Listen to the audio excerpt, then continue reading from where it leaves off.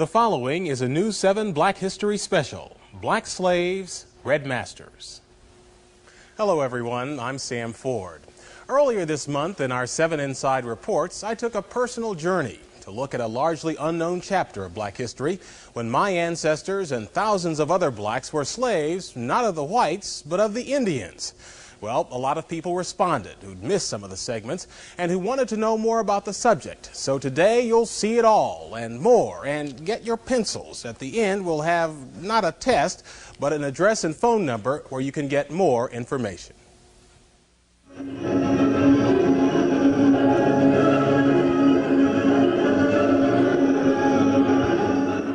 Every summer at Tahlequah, Oklahoma, the Cherokee Indians sponsor their Trail of Tears pageant, the story of how the U.S. government robbed the so-called 5 civilized tribes of their homelands in the South and moved them by force to Oklahoma. They don't tell about the thousands of blacks the tribes brought with them, their slaves. My mammy and pappy belonged to a part Cherokee named W.P. Thompson when I was born. The woman reading is my sister, Elaine Ford Staton, but the words are those of our great-grandmother, Phyllis Thompson Pettit, whose Georgia-born parents were brought by the Cherokees over the trail. Johnson Thompson was Phyllis's brother. Before that, Pappy had been owned by 3 different masters. One was the rich Joe Van, who lived down at Weber's Fall, and another was Chief Lowry of the Cherokees. My cousin, Maurice Shepard, reading the words of his great-grandfather. The interviews were conducted 52 years ago here at Fort Gibson, Oklahoma, when both my great-grandmother, Phyllis Pettit, and her brother, Johnson Thompson, were in their 80s, part of a federal writers project. Now, both of them are buried in this cemetery. But after I read their words, I was set on a mission to find out how my family became slaves of the Indians. I learned that beginning with the administration of George Washington, it was the policy of the U.S. government to civilize the Indians by teaching them modern farming techniques. To adopt agricultural practices that patterned after the whites, and one of those in the South was slave trade. I don't ever talk about it very much because I think it's a very shameful part of Cherokee history, and so I've purposely avoided involving myself in that whole issue. While the current chief may be ashamed, at the Cherokee Museum today are slave bills of sale, including one for 3 slaves bought in 1841 by then Principal Chief John Ross. The chief and his brother Lewis were among the biggest slaveholders in the tribe. Indeed, many of my mother, Kathleen's ancestors, the Rosses, were owned by the chief's family. They were Southerners.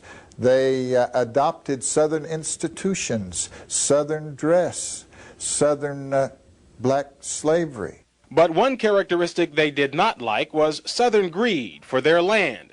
By 1830, through wars and treaties, the 5 tribes had lost most of it. Then they were all ordered to move west to Oklahoma. 4 of the tribes left, but the Cherokees took their case to the U.S. Supreme Court and won. At least they won the lawsuit. Then the man on the $20 bill stepped in. And President Jackson essentially told the Supreme Court, you know, you made your ruling in favor of the Cherokees, now, you know, try to enforce it. As president, Andrew Jackson controlled the army, so 14,000 Cherokees and 1,600 slaves were herded to Oklahoma, some groups in winter, with about a quarter of the Indians and blacks dying along the way. You got plenty of Indians right today don't like Andrew Jackson in this area. 84-year-old Luther Scales, who describes himself as 1/4 black and 3/4 Indian, is president of the Coweta, Oklahoma Historical Society. He remembers stories his Creek Indian grandfather told him about the removal, which was devastating for the Creeks as well. He said the roughest part of it was crossing the Mississippi River in a boat. How so? Well, man, the Mississippi River, you know, down there in Arkansas and Mississippi, when you're talking about a mile or so across the river. And then in a boat, as swift as that water running, well, you got problems. Once in Oklahoma, the slaves were put to work, raising cotton, building the new nations. The Merle home, which still stands outside Tahlequah, Oklahoma, was built by the Cherokees' black slaves. And should you think the Indians were much kinder masters than the whites, listen to Granny Phyllis's words in the interview about my great-grandfather. My husband was George Pettit. He tell me his mammy was sold away from him when he was a little boy. He looked down a long lane after her just as long as he could see her and cried after her. He went down to the big road and sat down by his mammy's barefoot tracks in the sand and sat there until it got dark, and then he come on back to the quarters.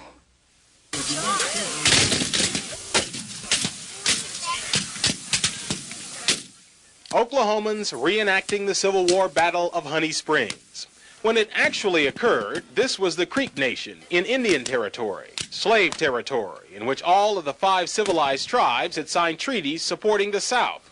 And the battle actually looked much like something out of the movie Glory, except it wasn't the 54th Massachusetts, but the 1st Kansas Colored Regiment that saved the day. Because of fear of attacks from nearby Kansas, many Indian slave owners fled south. I can just remember when Master John Harnish took us to Texas.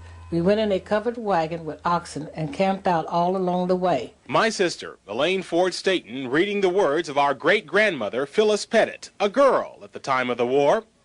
In ex-slave interviews conducted by federal workers during the Depression, she told how her brother, Johnson Thompson, and her parents were sold from one Cherokee master to another and taken to Texas. And Pappy done the driving of the oxen. I was set in a wagon and listened to him pop his whip and holler. On the square of the old Cherokee capital in Tahlequah, Oklahoma, stands a monument to Cherokee Confederate war dead. But the war here was confusing. While Cherokee Chief John Ross was arrested by the Union Army and shipped to D.C., his mansion was burned to the ground by Cherokee Confederate General Stan Wadey, who just didn't like the chief. And while Creek Chief Samuel Chakotay fought for the South, Apataleahola, another Creek chief, fought for the Unions, his slaves at his side. In any event, when the war was over, the tribes who'd all signed Confederate treaties were in trouble. The United States government informed the 5 civilized tribes that all previous treaties are null and void. And the first thing to be accomplished is to sign a peace treaty. The new treaties meant the Indians lost more land. And since this wasn't legally considered the United States, Abraham Lincoln's Emancipation Proclamation had not covered Indian slaves, so the treaty said they had to be freed. One of the things the federal government required in those treaties was that these tribes adopt the blacks as equal members of the tribe, their former slaves. One day, old Master stayed after he ate breakfast, and when us Negroes come in to eat, he said, "After today, I ain't your master anymore.